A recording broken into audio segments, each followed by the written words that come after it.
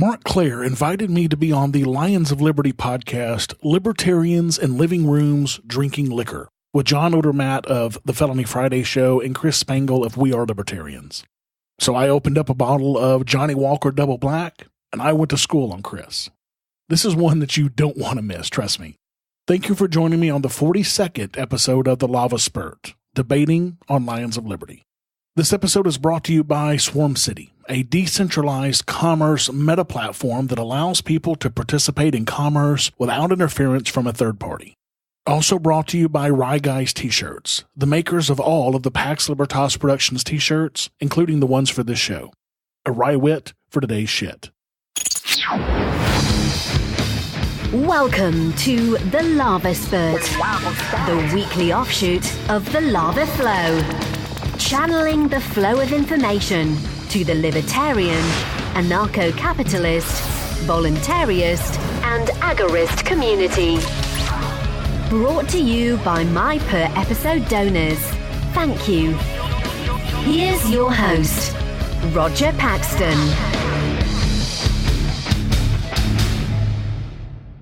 I had a hell of a time on the Lions of Liberty show going head-to-head against Chris Spangle and John Odermatt on several issues. Now, I had to school Chris a few times, but he's used to me doing that to him by now, so it's no big deal. But he took it like a good sport, as usual. Now, I'm not sure that Marc Clair knew exactly what he was going to get when he asked me to be on the show with Chris, but I'm sure he got more than he bargained for. It was an awesome conversation, and I thank Marc for having me on, and I thank Chris and John for being on with me and for being such good sports. We'll jump right into the show after a few words from our sponsors. This episode of the Lava Flow podcast is brought to you by Swarm City. Swarm City is a decentralized commerce meta platform. What it does is it allows people to participate in commerce, to communicate and transact without interference from a middle party. To give you an example, platforms like Amazon and Uber give global users a safe space to conduct business, but they're centrally organized. And as we all know, central organization is never the most efficient. So these platforms extract a lot of value from the transacting parties, sometimes greater than 25% of each transaction. Swarm City solves this issue by letting people organize, communicate, and transact in a completely decentralized way. Would you like more info? Stay updated via our Facebook page or join the community on Slack. You can find the link for both of these at the bottom of the website, swarm.city. Again, that website is swarm.city. Are you a free spirit with a skeptical mind and a mischievous sense of humor? Are you fed up with pointless wars, official lies, and the abuse of power? Does the daily news leave you shaking your head? If so, meet the Wry Guys, makers of fun, gullibility-resistant t-shirts for independent thinkers. If you like to laugh and question everything, stop by wryguys.com today. That's WRYGUYS.com. The Wry Guys, a wry wit for today's shit.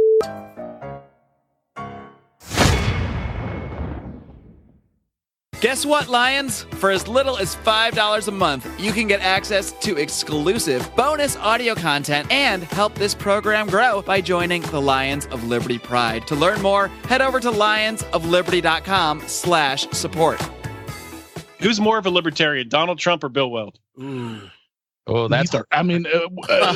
It's like saying, which of them is closer to being black? I mean, because it's you can't have it. Welcome to the Lions of Liberty podcast. Here is your host, your guide, your shining beacon of liberty, Marc Clair.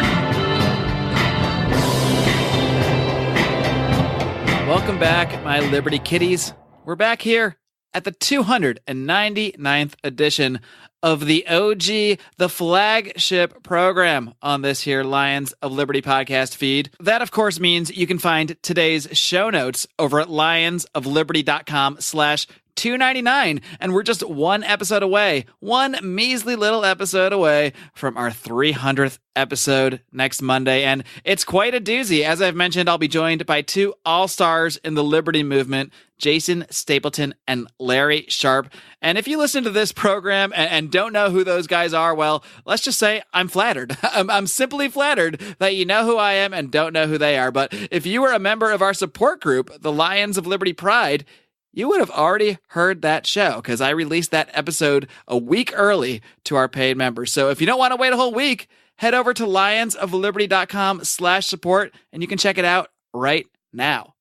In the meantime, we've got some business to attend to because while I'm pretty excited to air that big episode 300 next week, I'm super excited about today's show for a couple reasons. One is that we've got a brand new sponsor starting this week, and that is martinarmory.com. And let me tell you a little bit about Martin Armory. They are an amazing online gun dealer, and they just make purchasing a gun so simple, so easy. There are just, so many guns out there, but these guys only focus on carrying the top 25 most popular guns, and they're able to get you the best prices you can find anywhere for some of the most popular guns on the market. So be sure to check them out.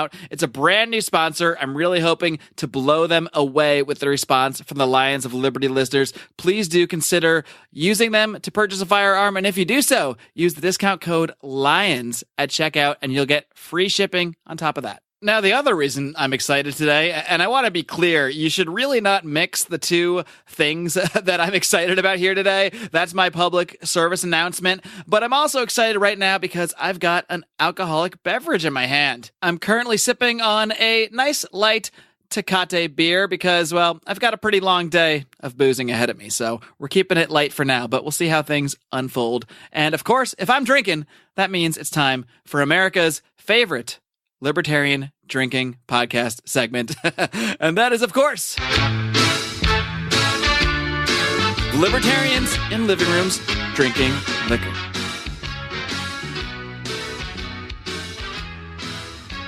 So let's bring in our guests, starting with a series regular. He's one of my Lions of Liberty co-founders.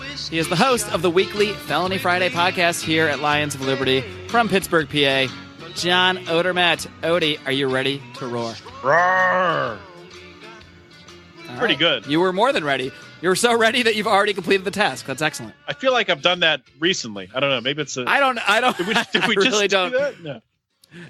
Do you almost feel like we started the show and then maybe I realized we weren't recording and then we did it all again? Is that how you feel? It's possible. Like a deja vu? It's possible. A little That's bit weird. deja vu. Touch of deja vu. I have no idea why you would feel that way. It might have something to do with the fact that I've already had a few before we even started this. I started off drinking a Tecate and I have now transitioned. I've already transitioned because I just... I like beers with more flavor than Tecate. It just was what was laying in my house. So I've already switched over to an Angry Orchard, and that's all I'm going to say for now. I have something else waiting in the wings, but I'm not going to mention it just yet. But what are you drinking over there? Drinking a local Pittsburgh brew. It's a Rivertown Brewery here in Pittsburgh. It's a Hawaiian pineapple beer, and it's I'm not even going to try to say it because I can't say it, so we'll leave it at that. Moving along. Next up, he is also a podcast host. In fact, he's got quite a number of podcasts he's involved with right now. He hails from what many call the most libertarian state in the nation. He is the host of the Lava Flow podcast. Roger Mother Effin Paxton, are you ready to roar? Let's do it to it. Ooh, all right. I like it. And Roger, what are you drinking over there in Freedom Land? I have got some Johnny Walker Double Black. You are more of a man than either of us right now. Well, of course. I knew that. I mean, we knew that going in, but if the beard wasn't enough to certify it, the liquor choice certainly is. Thing is, for me, it's 4 p.m. my time right now, little inside track into our recording, and I have plans to go out this evening, and that is 5 hours away. So I'm trying to at least pace myself a little bit, but nonetheless. That's what you get for being on the left coast. That's what I get. That is what I get. And lastly but not leastly, I've got yet another Libertarian podcast host. He is a survivor of the great meme wars of 2016. He is the host and dear leader over at We Are Libertarians. Ladies and gentlemen, Mr. Chris Spangle. Is it Spangle or is it Spangle? Whatever it is. Are you ready to roar? Look at this guy. He's got sound. He's either got sound effects or he's squeezing his cat right now. I'm not sure which it is. You'll never know. I hope he's squeezing his cat. So I'll never know, and the ASPCA will never know. I think he touched his cat in a very inappropriate place, personally. When you're a big star, they let you do it. These kitties will let you do just about anything, huh? Yep. Now, Chris, as I mentioned, and for the record, for anyone out there that doesn't know this man, his real name is Chris Spangle. It's not Springle. It's not Sprangle, as our good friend Jason Stapleton likes to say from time to time. But I have actually granted you a very rare and very special waiver because you do not drink alcohol. So you are not actually drinking an alcoholic drink right now. Normally, I would chastise you heavily for that, but because I need guests for this program, I'm going to wait until you're gone and off the air to do that. So, but what are you doing over there? You drinking anything? You playing with a fidget spinner? You squeezing your cat? What's going on over there in Indiana? I drink water, and then I also, when I record shows, it's not a fidget spinner, but I do fidget a lot, and so I have a retractable fork that someone gave me for Christmas one year that I play with, or Crazy Aaron's thinking putty, which helps me get right in the mood. So it's like a bunch of silly putty. So I am always playing with my hands while I'm doing a show. He's got putty. He's got a cat. I mean, you got your hands full, pal. Yeah. All right, gents. Well, as people that have listened to this segment before know, we have no plans. We have no idea what we're going to talk about, and that's part of the fun. So what's on your minds, guys? Obviously, there's been in the news this week, the biggest thing that's out there is this whole Comey testimony, yada, yada, yada. And I actually want to start with Roger Paxton, because, Roger, what I want to know is, do you give a flying fuck about any of this? No, I don't. And it's so amazing that, well, it's so amazing that I don't have to. You know, I mean, moving up here to the Free State Project, New Hampshire, there's so much going on here locally that doesn't, none of the shit that's going on in Washington affects me in not even in the least. So I don't give a shit. It doesn't affect me at all. You know, and I kind of wish that's something more people in general would realize. I mean, like, I enjoy the Trump tweets. I enjoy the Comey stuff. I enjoy it like I enjoy any other reality TV show. But the fact of the matter is, none of this stuff is really going to affect any of our lives for the most part at the individual level. And what is going to affect our lives is a lot more is what's going on in our individual states, our individual localities, our neighborhoods, our households. I mean, that's at the end of the day what really affects our lives, not all this drama. Absolutely. And I spent more than 20 years of my life banging my head against the wall, following politics. I was, like Chris's buddy Greg Lenz, I was, a politic god. I knew everything that was going on. And I realized after about 20 some odd years of that I was wasting my time and energy because I was affecting no change. Nothing was changing because of my knowledge of politics and what the latest scandal was and all of that mess. It was a complete waste of time. So I've been much more effective since I've completely ignored that stuff. So if you want a podcast that gives you all of the ins and outs of that stuff, my show is definitely not for you. I love the reverse plug machine that Roger does here. Right. What else is going on, Chris? What's the haps there in Indiana? Anything wild I need to know about? No, I'm going to pool parties.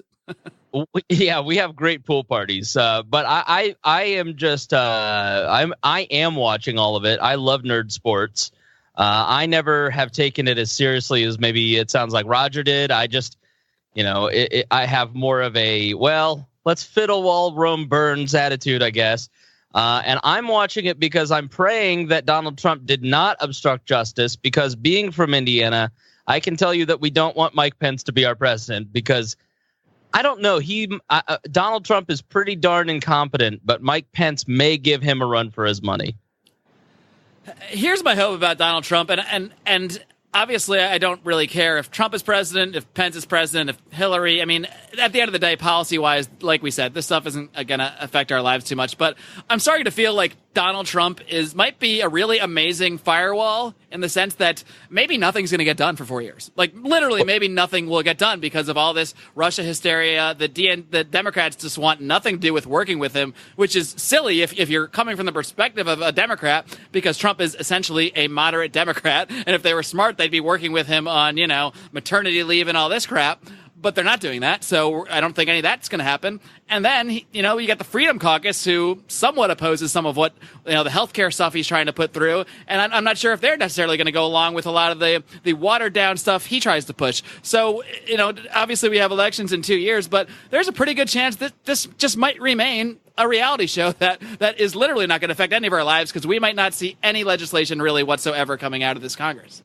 Well, I was just going to say that I think in a lot of ways it's really instructive for libertarians of any variety, of any stripe, of any party, they all need to watch what is happening to the Trump administration, what is going on with the Trump administration, because it's very instructive, I think, for us. Because if you're not part of the permanent power structure, then you see the battle that you've got ahead of you.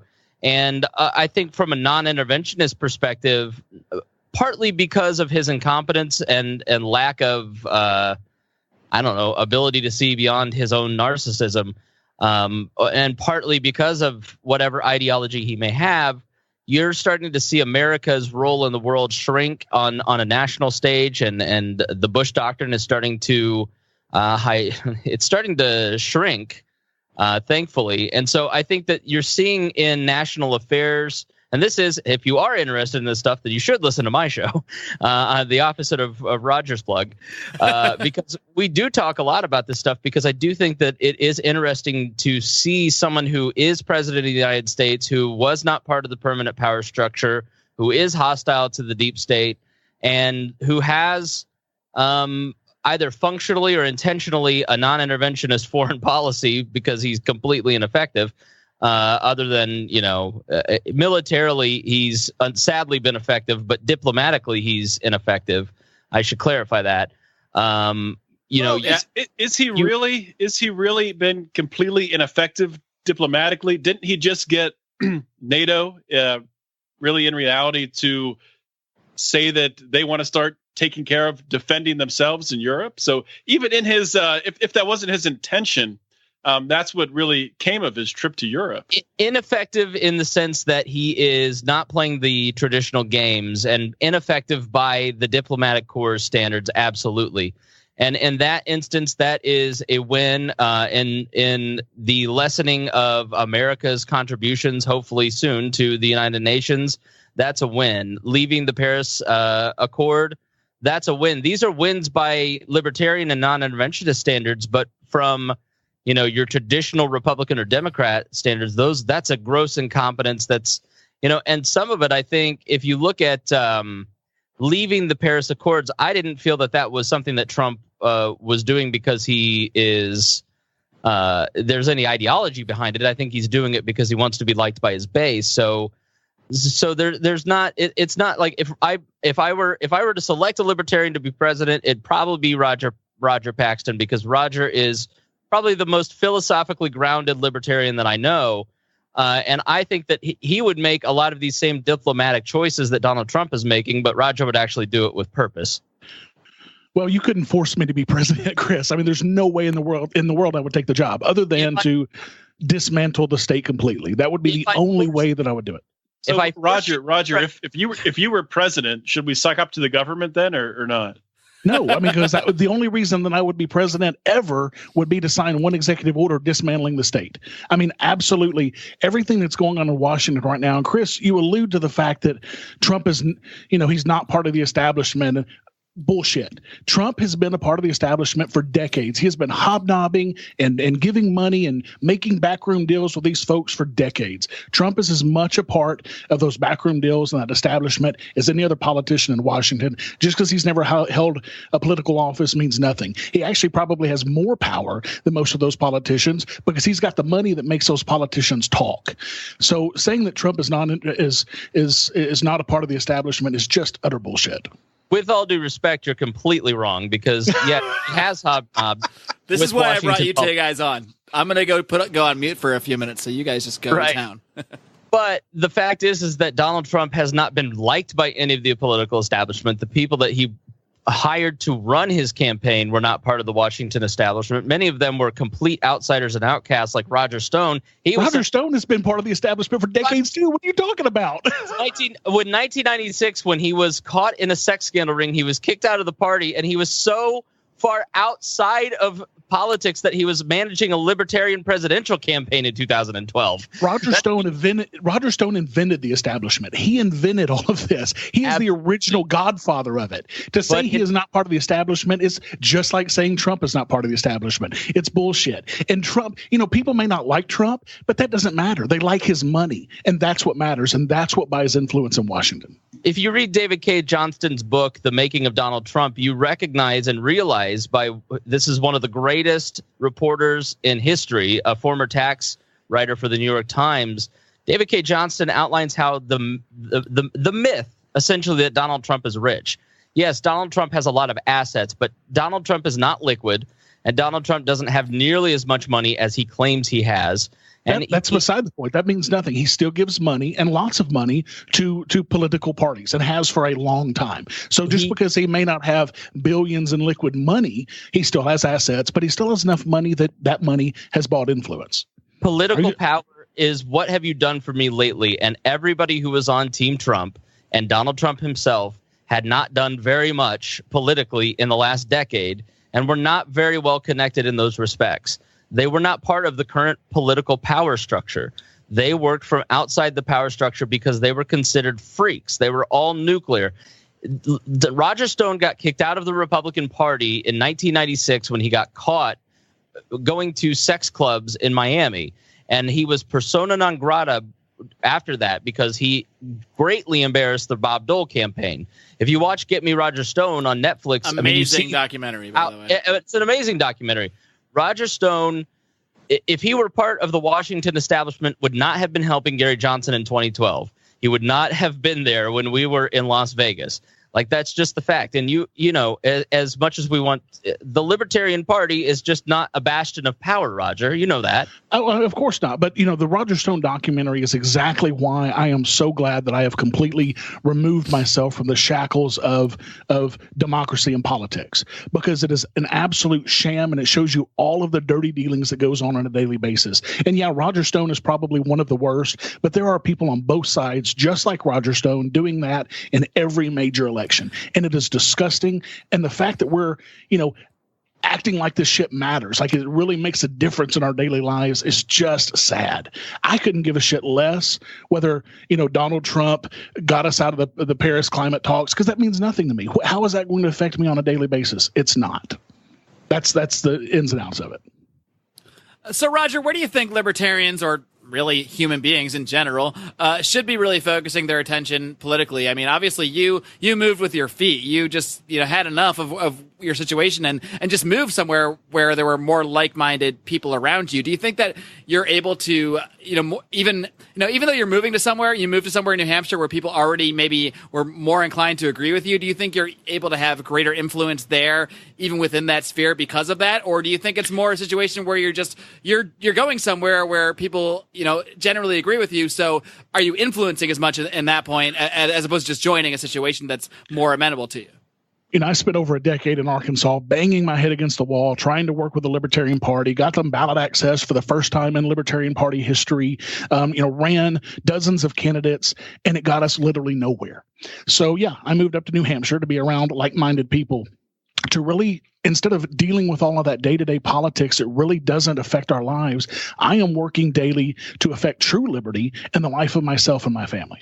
And I'm doing that not through the political process, but by, creating these communities with other like-minded people and just affecting that change that we want to see in our own lives, instead of expecting somebody else to do it for me, or, voting for the same guy that I voted for the last 20 years and getting nowhere. We're actually doing it. The motto of the Free State Project is liberty in our lifetimes, and that's what we're going for. And the great thing about doing it here is that, we've already got 4,500, 4,600 people, libertarians in the state, identified as signing the Free State Project pledge, that are already here in the state. And we're all doing it differently. I'm doing media, and I'm working a little bit with the Libertarian Party, and I'm, working with free markets and things like that in the state.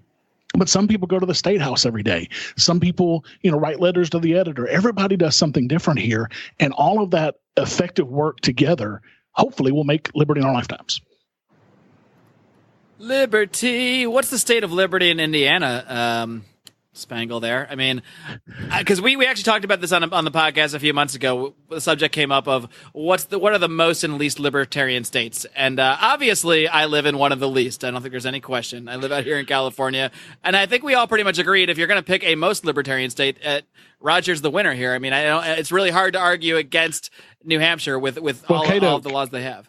Yeah, Cato puts out their yearly Freedom in the 50 States guide, and this year New Hampshire was number one again. Last year I think they were number two. The year before that, number one. But New Hampshire's always, one or two, and we'll be number one again because now we have legalized recreational marijuana. The House, where the governor The governor just signed a bill deregulating Bitcoin completely, meaning that the government has no say-so in Bitcoin at all. It's the freest state in the country right now in relation to Bitcoin laws. Of course, we just passed constitutional carry this year as well. I mean, it's been a bang-up year for liberty in New Hampshire. Roger, how much of your actions have contributed to that, and the Libertarian Party of New Hampshire? Well, the Libertarian Party of New Hampshire now has more sitting state reps than all the other 49 states combined. We have 2 sitting libertarian state reps, and are working on several others that we hopefully will have switching over in the next few months. We had one switch over from the Republican Party, one switch over from the Democrat Party. Again, proving that point that libertarians, they're not neocons who like pot, and they're not liberals who are fiscally conservative. No, I mean we pull from both. So I guess I just don't understand the disconnect where you lecture all of us that we shouldn't care about global or national politics, but then you're touting, political accomplishments in your own state that you have personally contributed to. And I'm not diminishing your work. I'm proud of you guys. And we actually gave you guys a shout out on the last We Are Libertarians. Yeah. But you're an absolute example of why people should care about political action. No, what I said is people shouldn't care about what's going on in Washington, because that doesn't affect you on a day-to-day basis. Local politics absolutely does. No question about it. Get active in your local cities and towns. Get active in your counties. And potentially, in some states, get active in your state. Like in New Hampshire, we have 400 state reps. You can actually make some change with that because, you've got a bunch of citizen, the Free State Project members, we don't have members, we have participants, but Free State Project participants have been elected to the State House over and over and over again. We've elected dozens of them over the years to the State House. So, yes, state and local politics, sure, you can affect some change there. But with what's going on in Washington, it's an absolute cesspool. Nothing is ever going to change there that's going to make a hill of beans to me. What I want to worry about is New Hampshire and getting us the hell out of the United States. But don't you think that most people, their interest begins at the national level, what most people swim in that national pool? You and I both came to the Libertarian Party probably because of something that was a national issue that motivated us. Why would we not talk about those national and global issues that motivate people to capture those new people and then funnel them down to the great work that you're doing? Bingo. Well, because it doesn't make a difference. Explain to people, hey, everything going on in Washington isn't going to change your life. That's what we need to be doing instead of, encouraging them to be involved in Washington politics, which is just an absolute it's just a fucking disaster. Get them out of that shit. Get them involved in their local politics. Move to New Hampshire. Actually make a difference in your state. And hopefully we'll start seeing states secede. Maybe California will be first.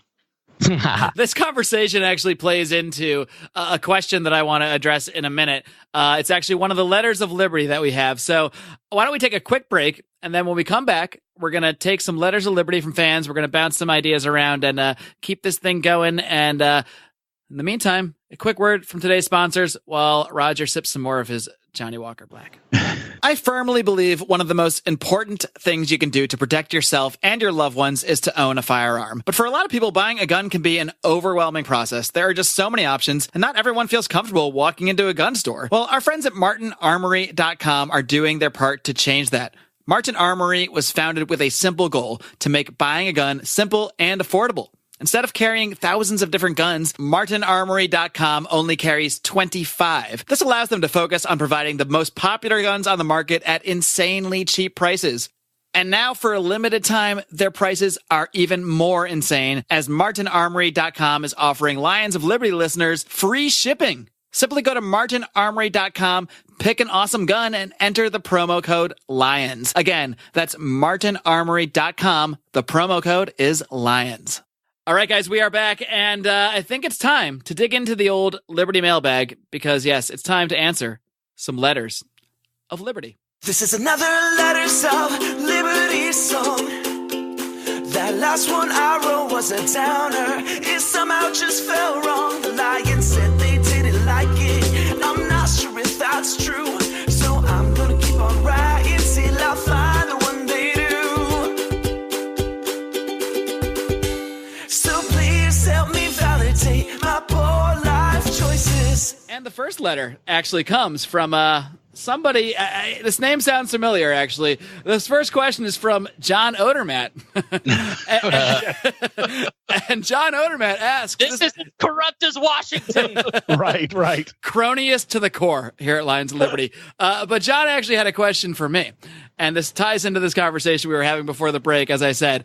John asks me, Mark, if California passes universal health care, will you finally get up and leave California? And it's actually a very good question because, look, I mean, when I moved to California, I hate aging myself, about 14 years ago. Whoa. Hello. I politics was not on my mind. I was not totally apolitical. I kind of was into politics, but it certainly had nothing to do with my decision-making whatsoever. I merely came here to work in the television industry, to live in nice weather, and that was about, the crux of my thinking process. But obviously, over time, as my interest in libertarian ideas has developed, and the politics of California has continued to very rapidly move in an extremely progressive direction, it becomes difficult, especially the more money I make in that process, the more I see those taxes. And California has the highest. And as you guys know, many of you guys know, listeners of this program, this is a really good segue from Wednesday's show of Electric Liberty Land last week, when Brian spent 40 minutes going on a rant about how California is the worst state ever, especially for someone with libertarian beliefs. Obviously this stuff is a really big conflict for me. As I said, when I see that money coming out of my paycheck, when I see that money every time I make a purchase, because it's got the highest sales tax in the nation. But when I think about these things on a grander scale, when I think about life and kind of what makes us happy and what makes us kind of do things, what drives us, politics is a portion of that. But it's not the be-all, end-all. And it may be some for more people than others. But for me, the net object is overall happiness. And for me, that I don't want to let the politics hinder my other areas of happiness. I mean, I have more roots here now than I do even on the East Coast where I grew up. I have a career here that if I remove it from Los Angeles, I'm not necessarily going to make anywhere close to what I make here in Los Angeles. If I moved somewhere else in the country, or I wouldn't even necessarily be able to get a similar job in a similar industry or similar kinds of work. So there's a lot of factors here, but to really think about it in a bigger picture, I think about, okay, what's like the most extreme thing, or what are the most extreme things I can consider? And I think to myself, like, what if I got an offer to go do an amazing job in television production, and it's in China, and which is obviously one place that is at least even more statist than California, if you can believe that. I think we can probably agree on that. And doubt it. I doubt. Yeah, and and if the opportunity was awesome enough, I would do it. I would absolutely go move to China for the right opportunity. So where I live sucks in many ways, and it's fucking awesome in many ways. And the political side of that is probably going to continue to suck. There might even be a breaking point. I don't know. I mean, if my sales and income taxes double, that might be the breaking point. So let me. I'm glad you brought that up. So maybe that's a more specific question, something that's measurable, a measurable impact to kind of gauge you there, to kind of zero in on something. So, what tax rate would you leave California to pay for this universal health care? What if they up their taxes to 70%? Yeah, I'd probably leave. Would you leave? Yeah, how could I pay 70% income tax and then pay my federal taxes? I mean, yeah, there's a point isn't where that what would happen though, to pay for you? I mean, how are they going to? It's more than the entire state budget. How are they going to pay for it? I don't know. They're already $400 billion, short. So I mean, I don't know how they're going to pay for it. I have no idea. They don't know either. The best part of this bill that is actually going through the California House, it already went through the House. It's not even like, we don't think they have it fully planned out. They didn't even bother to try to put even a sentence in the bill about how it would be paid for. But currently, the cost of it is estimated about $400 billion or so, I think, which is already more than the total debt that California is in, the unfunded obligations. Brian broke all of this down on last week's Electric Liberty Land, so go ahead and check that out. The point I'm trying to get to, gentlemen, and this can be the crux of our conversation here, is, I mean, how much, obviously, Roger's got one answer, I mean, from his own life that I think works out. But it also, I mean, it plays into your overall happiness, Roger. You're happier in New Hampshire for a variety of reasons, politics being one of them. But, I mean, how much do we factor in politics into where we live? I think in the case of Odie, and I believe your case is similar, Chris, I think you guys pretty much live where you grew up. And so maybe that's a factor too, because that's where your roots are. But how do you guys see this? I mean, are there points where the place you live could get so politically intolerable that you would actually pick up and leave based solely on the politics? And I left my county in Arkansas the year after our county taxes became the highest in the state and the highest in the area. So yeah, taxes do have a huge impact on me. I moved to a state now that has no state income tax, no sales tax except on prepared foods and hotels. Everything else is completely tax free. Of course, I still have to pay the federal, theft, but so I moved up here. My tax burden dropped dramatically. Now, of course, we do have, higher than average property taxes, but my tax burden still dropped dramatically. But Mark, I assume that you don't have kids. Do you mind if I ask? I have 2 huskies. Does that count? No, because they don't pay taxes. But yeah, no, I do not have human children. One of the reasons I moved up here is for me, yes, I'd love to have actual liberty in my lifetime, but primarily I did it, and of course, do it for the children. But I did. I really, I had to get them out of the corrupt politics, the high crime area. So New Hampshire was just a perfect fit for us because I can bring them up here where they can actually have an impact on their own liberty in their own lives. And they already are. I mean, my kids are agorists. I mean, we have these free markets around the state, and my kids sell stuff at these markets and make money. They bought an Xbox One out of it. They, just spent several $100s on a chicken coop and a chicken run and chickens because they wanted some chicken. And so they made the money themselves to do this. And so my children are already doing this. And that's why I moved up here. So do it for the children. You're using slave labor in your house to have your children raise chickens? Is that what I heard? They wanted to raise the chickens, and they're going to sell the eggs for their own profit. So I kid. Paxton created his own Somalia. They just have to pay a very reasonable tax to the Roger Paxton Fund, and then they're allowed to continue their chicken business. Well, I mean, rent is not out of the question if they start making more money than I do. Just saying. Well, there you go. That makes sense. I guess, and this is one reason that I love Roger, and it's one reason that I have pushed his show forever, because he and I have just such different worldviews, and we're both libertarians. We both want everyone to live as free as possible, but we have such different views on things and outlooks. Like for me, I guess I don't take politics so seriously as Roger does, as much as he says he doesn't take it seriously. Like for me, I'm having been a part of it and having worked in politics and in the political structure as a paid job for, almost 10 years prior to what I'm doing now. You see the comedy of errors at such a high, and you just don't get as worked up over it, because it's just these people can't mess anything up. One thing, Chris, you said that I take politics seriously. And I used to. You're right. I absolutely used to, but I don't anymore. I take liberty seriously, and I do whatever it takes to achieve that liberty.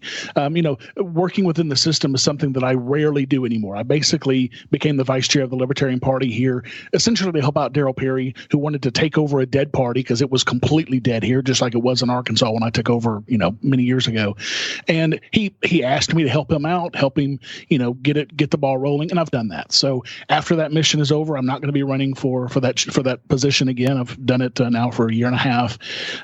So after I'm done, let me jump in there. The Libertarian Party was dead in New Hampshire. The Free State Project because the leadership made it that way, and it was the same way in Arkansas. We had to basically commit a coup in both states. I did it in Arkansas and here to get the old ineffective leadership out of the way, and then immediately after we did that, things started happening in the state, because there's no reason why New Hampshire should not have the strongest Libertarian Party in the country. There's no question. We've got 4,600 libertarians here who've signed a pledge saying, I will affect the greatest possible part of my life to achieving liberty in the state. We should have the strongest one in the country. Yeah, so basically Roger's the Fidel Castro of libertarianism. But yeah, for me, I would never. I was going to go Che Guevara, but I mean, it's all good. But for me, Paxton. And I don't want people to get the impression that just because Roger and I are having heated arguments that I love and respect Roger, and I think it's a shame that he doesn't want to be involved in the political process, because clearly he's very gifted at it. He's very good at it, and he's very good at organizing people. For me, well, I mean, I think he is involved in the political process. He's just doing it at a different focus, at a different level. I mean, I can't blame someone for not giving a shit about the drama surrounding national politics, especially when they're focusing so heavily on their local politics, which at the end of the day, like we said earlier, that's what's going to affect your life in the most immediate way. Right. And this is, and so we just focus on different things. And so I would never get mad at local taxes to the point that I would move to a different state. Like I couldn't even tell you what local tax is. I follow it, but I'm just not I don't get worked up over that stuff. For me, it's about the personal relationships. I live where I grew up because this is where all my friends are. This is where my family is. And Indiana is, you asked about the state of liberty in Indiana. It's a very red state. It's controlled by Republicans. It's got a lot of, I'm a Christian, but it's got a lot of perverted Christian nonsense embedded in law from 100 years ago. And the Republicans just do a lot to reinforce that. And in Indiana, but the taxes are low. The ability to start a business here is very good. We have a lot of industry here. And so, it's not a bad place to live. It is. It has a really solid movement of libertarians of all varieties. Like the Liberty Fund is located here. The Advocates for Self-Government was located here for a while. So we do have a great little nexus of libertarians. So it is a great place. So if you're not going to move to New Hampshire, if you're not ready for full throttle, 96 octane liberty in New Hampshire, then come get some nice 93 octane in Indiana. But so what can't you do in Indiana because of those crazy laws? Is hand holding banned or heavy petting? What kind of crazy laws are still in place? There's a story I saw recently out in Indiana that libertarians are holding a drink-in because there's a change with the beer laws. Where you can't carry out a 6-pack. What's going on there? Yeah, so there is some the liquor laws here in Indiana are so crazy. You can't buy alcohol on Sunday. I think only Connecticut still doesn't allow that, but I think they may have lifted that now. Oh, so I spent 3 weeks in Utah last year. Yeah, that's another one. Okay. You can, although there might be, I was in Provo, Utah, which is, might be different than the rest of the state because that is the kind of the hardcore LDS territory. So I don't know if it applies to the whole state, but you can barely walk on the street on Sunday in that part of Utah. Yeah, so Indiana's a lot like that. And in the liquor laws here, if you are a brewery, you have to carry food. And so if you go to any brewery, we have a lot of microbrews because this is a great place to grow hops. And so you can order like Hot Pockets off the menu because it's a 70-year-old law that you must carry food. And so somehow Ricker's convenience store got classified as a restaurant and they can serve cold packaged liquor. And bars that have, basically bought off politicians here to make sure that you don't get cold carry out here in Indiana unless you're a liquor store. The liquor stores are all closed on Sunday. They don't want big box stores to start carrying cold liquor, but somehow Ricker's, which is like a convenience store chain, managed to get cold carry out. And so they just changed the law to keep them from doing that. And so libertarians in Bartholomew County are having a drink-in. So everybody's going to go to the Ricker's, the gas station, and get drunk. So, which is a long Indiana pastime. Just go to the gas station and get drunk with your friends. Sounds very much like Arkansas. Absolutely. Roger knows it well. Yeah, Indiana is the southern state in the north, basically. Oh, God, yeah. Odie, you might actually have an interesting perspective there because when we, not when we first met, we knew each other years before from college, but when we first started talking about the ideas of liberty, that was when you lived here in California and you since moved back to Pennsylvania. So was that a factor at all? I mean, I know you moved back because your job ended out here, so I mean, that was probably the logical place for you to go back to, but do you notice is your life affected at all by the politics of California versus Pennsylvania? I mean, or is it's just more of a life decision? I don't think the local politics always affects people as much as we might want to think. Because let's be honest, none of us live in a libertarian utopia. Roger might be the closest, but I mean, none of us are there.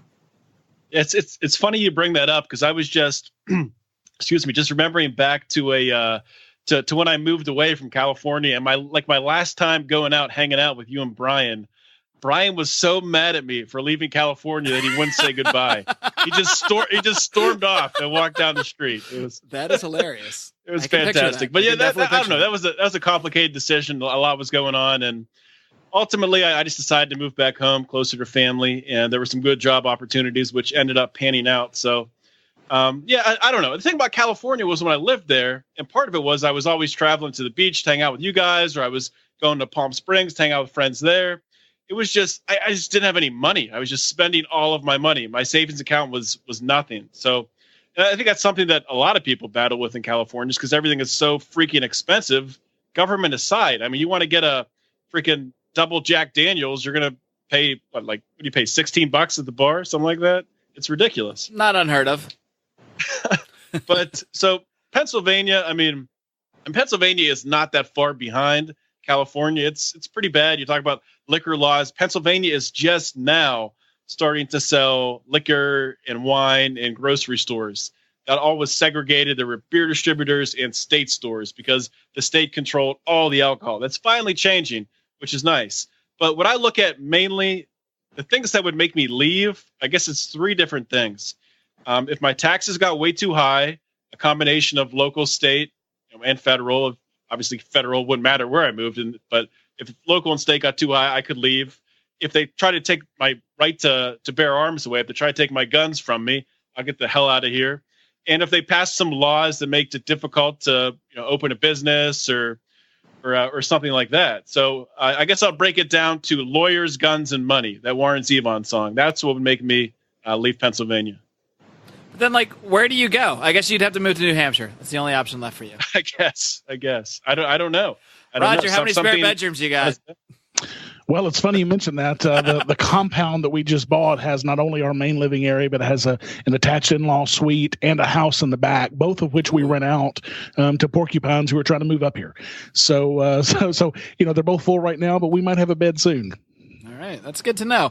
I want to move on to another letter of liberty. This one comes from a member of the Lions of Liberty Pride, our paid support group. His name is Victor Hugo, and he asks, he says, because of last Felony Friday show, although I don't think it's the last one now by the time this is airing, probably a couple weeks ago, but and Odie, maybe you'll know what story he's referencing here, but Vitor asks, do you think that not aiding an injured person is a crime? And on the surface, I think we would almost all agree no, but maybe in the context of the story he's referring to, it might get a little more dicey. Odie, can you catch us up to speed there? Okay, so I think that he's referring to the Penn State death that we talked about, the death in the fraternity, where the fraternity guys basically ignored one of their pledges who after he fell down the steps and injured himself and was obviously concussed and had bruises all over him. They didn't call an ambulance, didn't call for help until the next morning, like 10:30 in the morning, after this guy fell down the steps multiple times the night before the first fall at like 11 p.m. or something like that. And so to address the question, do I think, what was the question again? Do I think that not aiding someone should never be, or what was the question again? Do you think that not aiding an injured person is a crime? He said it to me earlier, so I've got it in front of me. Yes, Roger, with the, I almost said with your perfect memory, but you just admitted that you read it, so. Yeah. To answer the question, do I think that not aiding someone could be a crime? Yes, I do. And it's hard to really, I guess not when if you found somebody who would, or just to use this example, if you see somebody fall down steps and you see they hit their head on a step and they're woozy, they're stumbling around, as a human being, you should have at least a basic understanding. If you're not a child, if you're an adult, you understanding that's not a good thing. That is an injury that can lead to death. So by just allowing someone who does not have their wits about them, does not have the ability to maybe call 911 or get themselves to a hospital, I think at that point in time, by not intervening and helping them, even if everyone else is ignoring it too, I think that's a problem. And I think that should be a crime. And I think ultimately you should do time for that.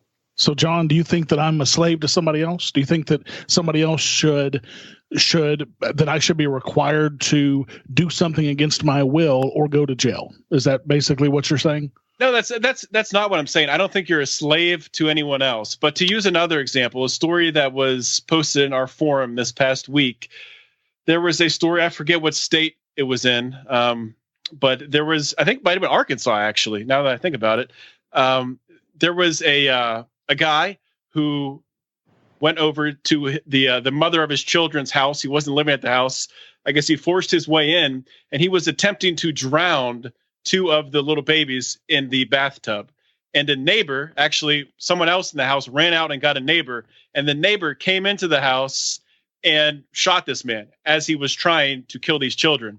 So, I mean, I would turn that around to you. Should that guy who broke in and saved these 2 babies' lives, should that man go to jail?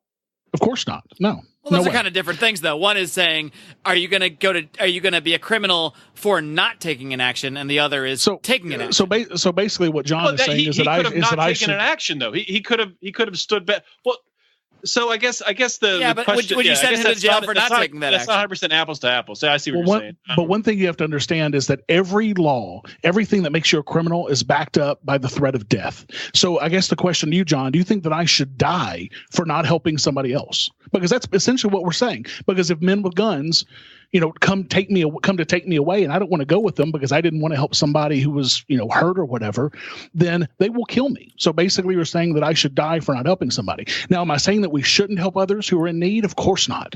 Absolutely. I think that it's a moral thing to do to help people who are in need. But I think it's completely immoral to require that someone help somebody else. I mean, how do you know that person who was, who was stumbling or whatever may have been faking, and then they were going to try to rob somebody, or that they were going to kill you? I mean, to put me in that position, to force me to be in that position is completely immoral. Let's take this up another level and get even more intense. Yeah, so let's everyone take a sip of their booze right now. If somebody's not feeding their children, can they be arrested? Should the kids be taken away from them in any scenario? Ethics of Liberty rough partying now. Oh yeah. Should people be allowed to starve their children and face no penalty? That and so this is a tough one. This is come on, Roger. Just say yes. Starve your kids. We all want you to. I mean, I'm just kidding. Come on. Look, I think that it's a horrible human being who would do something like that to their child. Absolutely no question about it. Do I think that a person who does that should face some ramifications? Sure. If I knew for a fact that my neighbor was starving their child, would I violate the non-aggression principle and go over there and take that child from them? You're goddamn right I would, in a second, because that's an innocent human being and that's a child. But do I think that men with guns should come and kill that person for it? Never.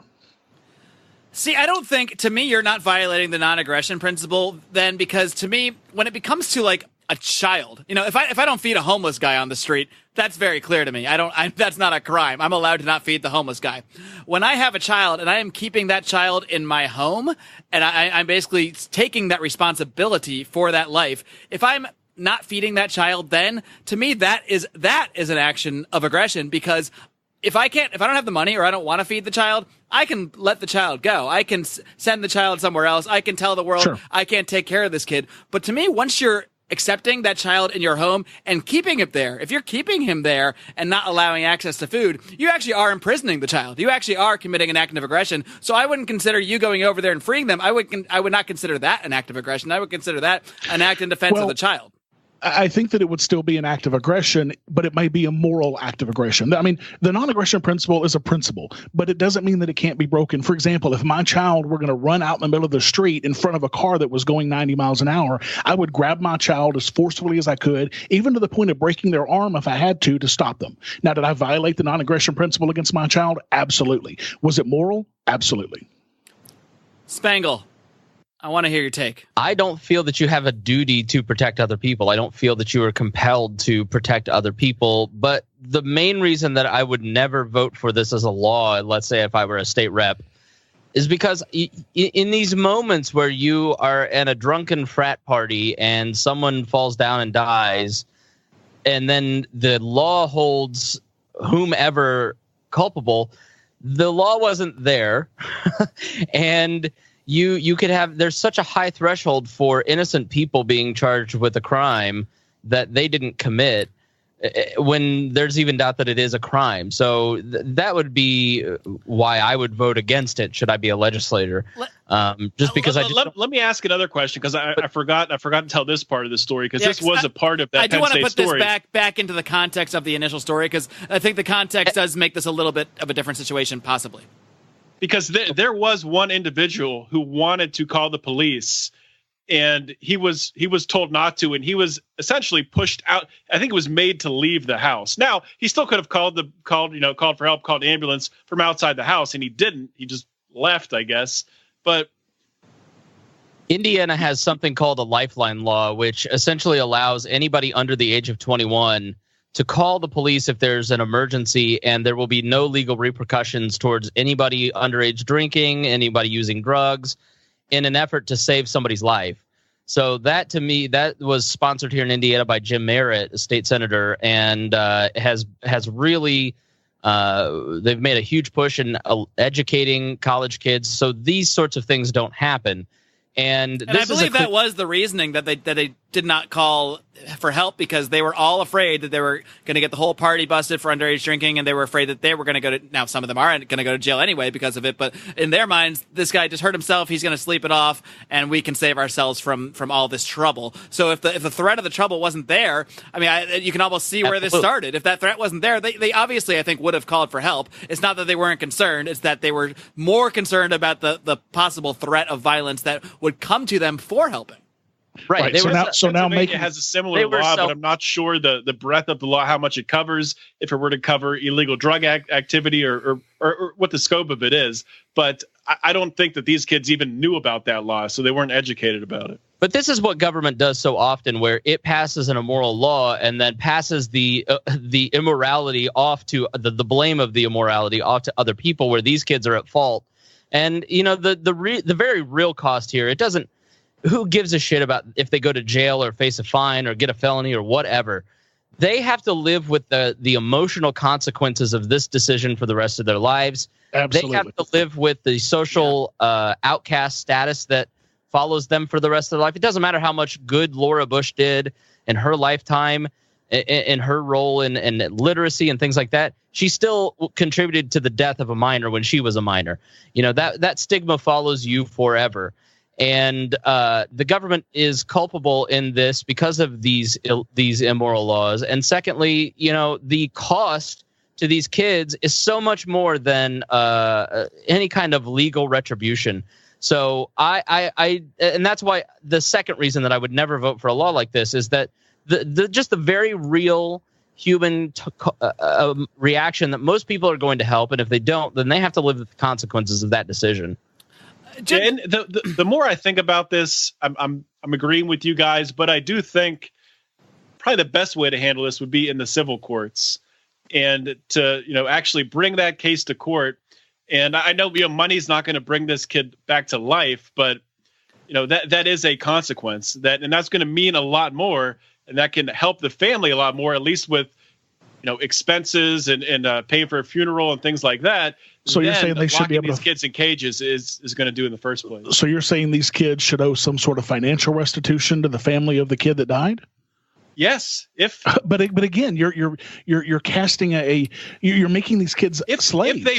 If they forced him to drink alcohol. Yeah, that's what I was going to say. There is more context here, because now that I have not heard. Right. That's what sorry. Yeah, I left that out. This was a bid acceptance night. It was a hazing. It was forceful alcohol drinking. Not forceful at the point of a gun, where we're gonna hurt you unless you do that. Well, maybe it was. Maybe it was we're gonna hurt you. I don't think it was we're gonna kill you unless you do this. But the threat and the peer pressure in that moment on a college student, that in itself, saying you have to take 10 shots in an hour.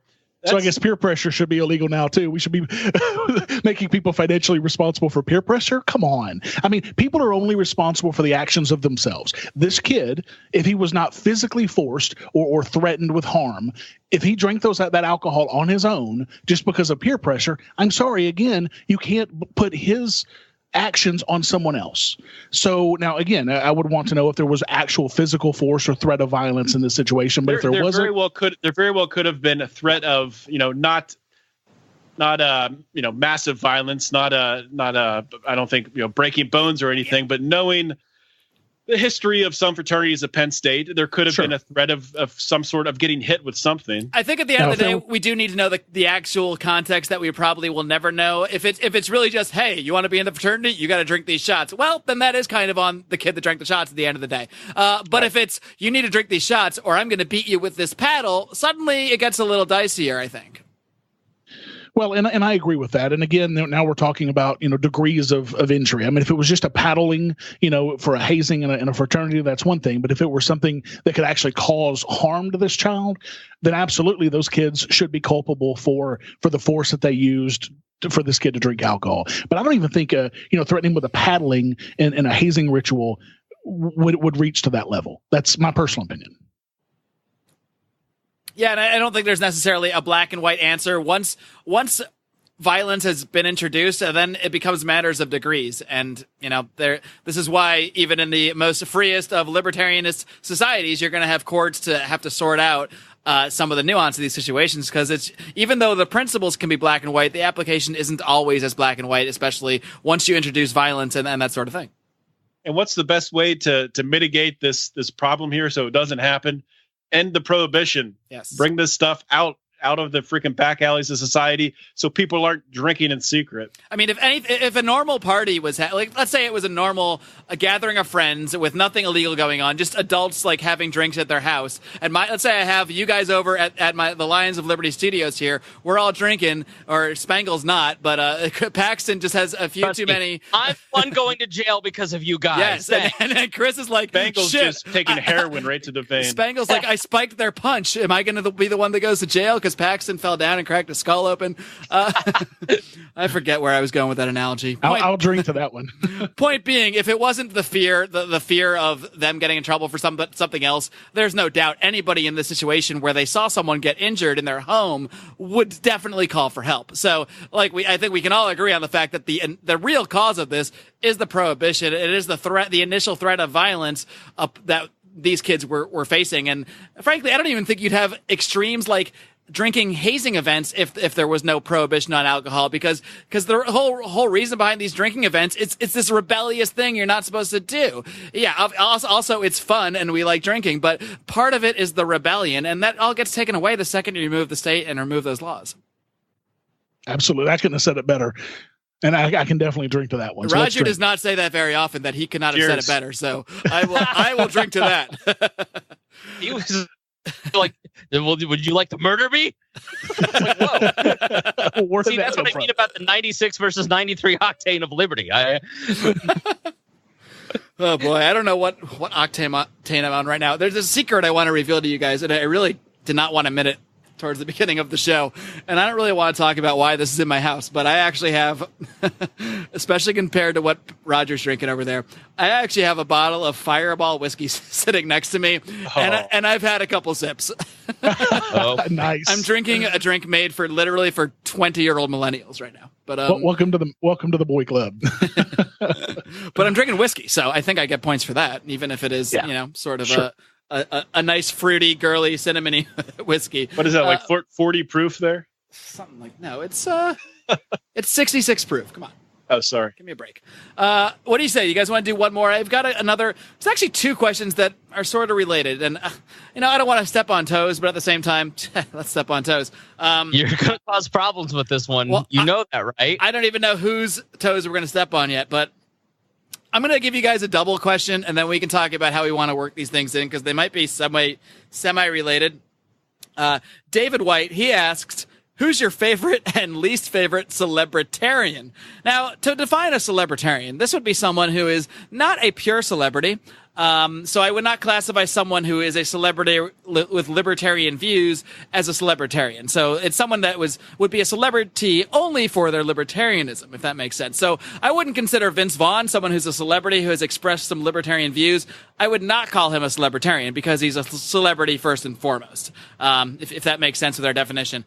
And then I also want to include this question from Matthew Brands. He says, if Celebrity Deathmatch were brought back, what would be the greatest libertarian versus statist matchup that would also be recognizable to the audience? So there's a couple different questions here, and I don't really expect necessarily answers, but I think we can just bullshit for a few minutes on the general idea of celebrities and libertarianism and how this all interacts. But we can certainly hit the deathmatch thing if we so like. Mark, can I help you? Can I clarify your celebrarian definition? Would you Sure. consider yourself a celebrarian?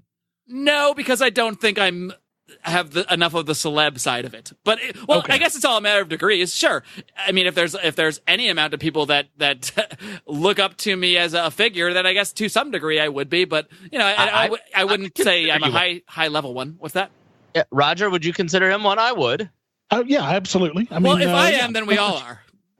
That's pretty much how that has to go. Well, if that's the case, then unless you're Chris saying Spangle, because of my gorgeous, stunning locks, I get that extra level of celeb. well, then my glorious, magnificent beard, as my boys call it, then that gives me the same status. Well, fuck. Chris, if that's the case, then I'm my favorite celebritarian. If I'm going to be honest, how can I love anyone more than myself? Yeah. Chris's hair is all on his ass, not his face. It's true. But that's why I talk out of the most, and hair grows by CO2. So. Right. So answering the question, if I had to pick a favorite celebritarian, it would have to be Chris Spangle, of course. Aww. He's blushing over there. Of course he is. He's an Indiana Red right now. And my least favorite is any celebritarian who supported Trump or any of this alt-right nonsense. Stefan Molyneux, any of Chris Cantwell, any of those jackasses. Absolutely, if you're going to jump on that train from libertarianism, then first of all, I don't think you ever were an actual libertarian. But if you're going to use that term, then those are, in my book, the worst of the worst. Yeah, I hadn't thought of them because I had almost written them off as even libertarian at this point. But if we're still counting any of those guys, I definitely go Cantwell because, I think he's actually a very intelligent, very smart guy who really understands libertarianism in many ways. But at some point he said, fuck that, I'm just going to be a racist. And that's all he really is right now. So he's up there. He's a cuck. Yeah, that is true. That's a word that I can't cuck. Stand, but that's a good definition for him for sure. Man, I have so many favorites. I have so many that I dislike too, but I'm a very emotional person. I would say I do really love the League of Liberty podcasters that we've got going. Meeting Mark and Roger and Johnny from the Johnny Rocket Launchpad, getting to know you guys and cooperating with you guys, comparing notes behind the scenes. Like it has given me the extra confidence that this can one day be a full-time job, that this can be a career for all of us. So I definitely think you guys do an awesome job. I know how hard you guys work. And so you guys are definitely up there. Julie Borowski is somebody that, while I may not always agree with philosophically, I like her and Tom Woods for the same reason. They're both happy people. And I think they're both very, you listen to Tom Woods, he's never unpleasant. Like, he just is a great communicator. She's a great communicator. And they're just always, pleasant. And I think sometimes libertarians kind of miss that mark. And I like Jeffrey Tucker for the same reason. Philosophically, probably the person that, and this will probably drive Roger crazy, but David Bose is probably the person that helped me learn the most libertarianism. Roger just gargled up a little bit of his Johnny Walker into his his shirt. Look, David Bose, sure, he has done some great things for the libertarian, revolution movement, whatever you want to call it. But anybody who can call themselves a libertarian and then write a book where they shit on a large portion of libertarianism, i.e., anarchists, to me that really burns me. Of course it does. Right. But I love him. So, well, no, so sure. I'm not discounting that. Like I said, he's done a lot for the movement, but come on. Somebody like him should know better for sure. I get you. And so, yeah, I love, there's so many, we're just fortunate to have so many, a diverse group of great libertarians. The people that I don't like, personally right now, I'm beefing with C. Michael Pickens. Yeah, you are. We won't get into that because I don't want Roger to yell at me. Well, the thing is, y'all are both right and both wrong. So, that's just the way it is. But I don't like Adam Kokesh. I think that he is a little too aggressive, and I think that he is doing things for attention a lot of times instead of for the movement. I think that he is he just takes it too far a lot of times. I totally agree with Roger on the alt-right people. I don't want anything to do with those people. I don't want to be associated with those kind of people. I think Cantwell is he just typifies the libertarian asshole that I just don't want to be around. Like I'd much rather hang out with the James Weeks, who seems very jovial, than I would Chris Cantwell. So yeah, those are my winners and losers of libertarianism. Odie, you got any thoughts here on the celebritarians out there? Yeah, I think for my favorite, I might be stealing yours, because I know you two have a little back and forth man crush thing going on, and it's going to be Dave Smith. I think he's doing a great job. I thought you meant Roger and Chris had a back and forth man love going on. Well, of course that goes without saying. A lot of man love. I've spoken to Dave Smith once in my life. I don't know how he can have man love. Yeah, but he's always talking about. At least a couple months ago, he was name dropping Marc Clair. The show would be a lot bigger if he was always name dropping us. He has Marc Clair. This Marc Clair's hair's so great. I love the way he smells. And it was getting weird. It's getting a little weird. I do smell pretty good. I mean, even though I've been sitting. Speaking of how this is not a glorious profession, for the last hour that we've been recording this, I've been sitting in a small back room of my house, sweating my balls off. So that's how dedicated I am to the cause of liberty and to drinking and to combining those two things at once. Do we want to take a stab at the celebrity deathmatch idea real quick? Because I don't know the status side. I have to think about it. I mean, one obvious one. He said not something like Rothbard versus Keynes, but I mean like Ron Paul versus Krugman. Give me that. Or even Tom Woods versus Krugman. Give me that. But I don't know if they count as celebrities. Bob Murphy versus Krugman would be even better. But yes, does Murphy and Woods count as celebrities? Because it's a celebrity deathmatch. But no, they're not, though. Because come on, they're celebritarians. But does my mom know who they are? Like, no. I think Tom Woods might count as a libertarian. I think Bob Murphy's a little bit too esoteric. I mean, he's but this is celebrity deathmatch, so I think we might have to go on a higher level than even celebritarian. That's what he's too simple jerk. Yeah, and that's what I meant. I said celebritarian, but I meant celebrity. I mean, Tom Woods has some, New York Times best-selling books and things like that. So I think that Tom Woods could fit as a celebrity. He's on the cusp. Bob Murphy probably not yet. Then mine is totally out the window, because mine was Stalin as the ultimate statist, because he killed. I don't know if he killed more than it. I mean, but in the recent history, he's just the greatest statist of our time. Mao Zedong outpaced him on murders. Just saying. Oh, okay, all right. Well, but Stalin had he had a big empire of statism. He did. But my celebrity is not somebody that any of you are going to know, but he's a celebrity here in Indiana. His name is Rex Bell. And Rex is the most likable person on the planet. He wrote a great book called Stinky Shorts, and he's at rexbell.com. And Rex is just this folksy Hoosier, older guy, and just could charm the pants off of Stalin. And I think that he would whimsically take Stalin right out and bring freedom to the USSR. So I didn't know the rules of the game, so I failed it. Well, so we just made them up as we went. So, but that's why I tried to make that celebritarian celebrity sort of draw that line earlier, because to me a celebrity is someone that like my non-political neighbor would know who they are if I mentioned their name. You know what I mean? Right. But I don't know. There aren't really libertarian celebrities in that sense, unless you count like Vince Vaughn or somebody like that who we can debate. Drew Carey, people who've said nice things about libertarian ideas to some extent, but there's definitely not like a full Rothbardian or even Ron Paulian celebrity to the extent that they are truly bold with libertarian ideas. I don't think that exists. How about Drew Carey versus Al Franken? There you go. Okay, for the fun of the game, let's make it, because the listeners at this point in they're hardcore libertarians, so make it celebritarians. Who would you guys battle? What celebritarian would you battle against the greatest statist of our time? Tom Woods, hands down. I mean, the guy's knowledge. Well, I say Tom Woods. I mean, because of his knowledge and his personality. But I think if I had to pick an intellectual libertarian right now, it would probably be Stefan Kinsella. I mean, as far as I'm concerned, he is at the top. He's at the pinnacle of libertarian thought right now. I would put him up against any statist. I have a question to wrap this up with, unless you guys have any more thoughts on this matter. But this is related. This is something we probably all have interesting thoughts on. Do you consider Gary Johnson a celebritarian? Absolutely. I don't consider Gary Johnson at all.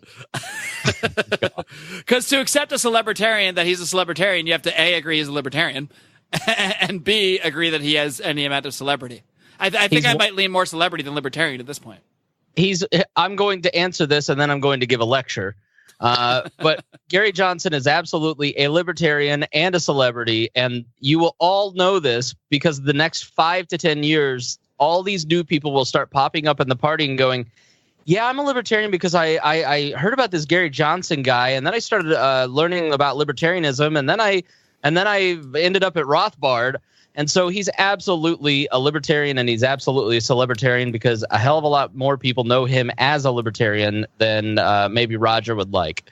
Gary ban the fucking burqa, bake the fucking cake is not a libertarian, period. A libertarian could not advocate for the things that Gary Johnson advocated for. And I'm not talking minarchism. I'm talking about banning people from wearing something on their head that they choose to wear for themselves. I'm talking about forcing people to bake a cake for people. He's talking about advocating for adding more force. Literally, potentially giving a death sentence to people, because again, when you take men with guns to go grab people for doing something innocuous like, wearing a headgear or not baking a cake, then you're potentially giving them the death penalty. Gary Johnson is not a libertarian. Boom. Those could not be two more opposite views, and that's why I brought you guys on, because that's why I love Roger. He couldn't be more wrong, but I love the guy. I love you too, baby. Odie, before we sign off, Gary Johnson, celebritarian, yes or no? I don't really know. The thing about Gary Johnson is not an important question. The thing that people say that he led this person to liberty, he led me to liberty. You would have found your way to liberty anyway if Gary Johnson led you to liberty. So yeah, I don't think he's a libertarian. He might have had the libertarian banner, over his head for a little bit, but the people who Gary Johnson led to liberty, I know Johnny Rockets mentioned that before. He would have found his way there anyway. Gary Johnson didn't lead him. Here, look, if Donald Trump ran for president in the Libertarian Party for whatever reason, I think he actually could have been the first third-party president if he didn't do a third party. So let's just pretend he did it in the Libertarian Party, and all the Trumpitarians got enamored enough that he won that vote and won the presidency. You could definitely say that a shit ton of people heard about libertarianism through Donald Trump then, but it would not make Donald Trump a libertarian. So you can have If Donald Trump did that, I would join the National Party again just so I could resign again. Because I resigned in disgust when Bill Weld and Gary Johnson won the nomination. And not only from the National Party, but I was still a lifetime member of Arkansas at the time, even though I was up here. And I resigned from that party as well because that state party voted overwhelmingly for Gary Johnson and Bill Weld. So, I would absolutely join the party again just to say that I've resigned again. Because that would be just a little bit worse than Gary Johnson and Bill Weld. Who's more of a libertarian, Donald Trump or Bill Weld? Ooh. Oh, that's. It's like saying which of them is closer to being black. Because it's you can't have it. I'm going to go Donald Trump on the which is closer to being black, but that's probably a bigger conversation that we're able to get into today. Man. Orange is a little bit darker shade than white, so yeah, you're probably right. There you go. Right. Oh, here's a question, Roger. If someone signs the move to New Hampshire when the trigger is pulled, if they sign that pledge but do not move, have they violated the NAP? Well, technically it's not a contract per se. It's more of a kind of a promise. It's it's a very not a legal nice contract. Promise. Okay. Sure. So, but no. if it were a legal contract, then yeah, absolutely. But it's not that situation. Could you go kill them with your private court guns? well, that's a different story. That I might do. Yeah. Okay. Guys, if you pledge to move to New Hampshire, just do it, all right? Or Roger is coming after you with his private court guns.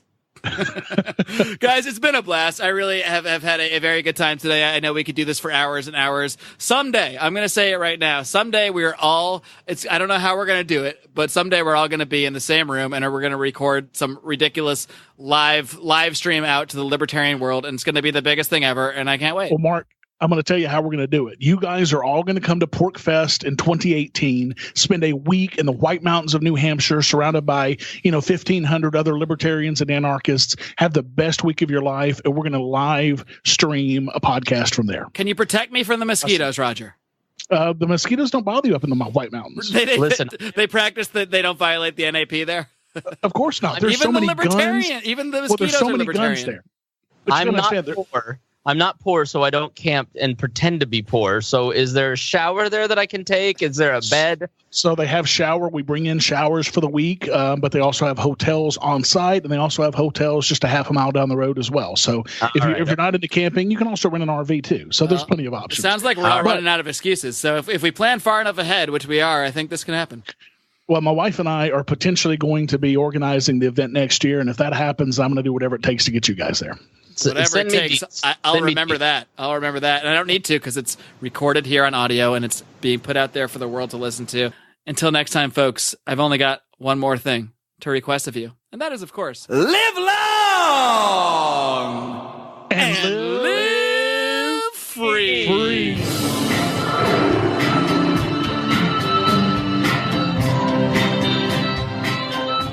Hey guys, this is Roger Paxton, and if you're fed up with the government running every single aspect of your life, but you're not listening to the Lava Flow podcast yet, then what's wrong with you? Check us out at thelavaflow.com, or just go back to sucking up to the government. The Lava Flow podcast, striking the root every single episode. This is Chris Spangle, and I am the host of We Are Libertarians, which you can find in iTunes, Google Play, or at wearelibertarians.com. We are a podcast that brings you all of the irreverence that modern politics deserves by examining current events from a libertarian perspective. So please, check us out at wearelibertarians.com. Hey everyone, the Johnny Rocket Launchpad is Liberty. Each week we strive to bring you the best guests in talk radio. The Johnny Rocket Launchpad delivers weekly interviews of noteworthy politicians, experts, and activists. The Johnny Rocket Launchpad is bringing the party to the Libertarian Party and launching ideas in your direction. Check us out at johnnyrocketlaunchpad.com, and you can hear me, Kurt Nelson, and the beautiful Heather Nixon talk about the ideas of liberty, rock and roll.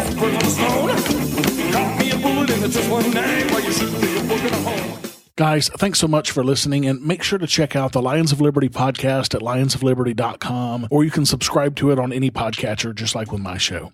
Definitely check out We Are Libertarians with Chris Spangle as well, and Felony Friday is part of the Lions of Liberty lineup, so if you subscribe to Lions of Liberty, you're already going to get that in your feed. Win-win.